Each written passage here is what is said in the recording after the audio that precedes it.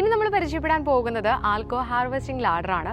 അപ്പോൾ ഒരാൾക്ക് നമ്മുടെ വീട്ടിലെ ആവശ്യങ്ങൾക്ക് വേണ്ടി തന്നെയാണെങ്കിലും ഒരാൾക്ക് സ്വന്തമായിട്ട് മറ്റാരുടെയും സഹായം കൂടാതെ തന്നെ എടുത്ത് ഉപയോഗിക്കാൻ പറ്റുന്ന ഒരു ലാഡറാണ്. ഇതിന് നല്ല വീതിയിലുള്ള സ്റ്റെപ്പ് നമ്മൾ കൊടുത്തിട്ടുണ്ട്. പിന്നെ എൻഡിലും ടോപ്പിലും ഒരു സേഫ്റ്റി ബ്രാക്കറ്റ് ചെയ്തിട്ടുണ്ട്.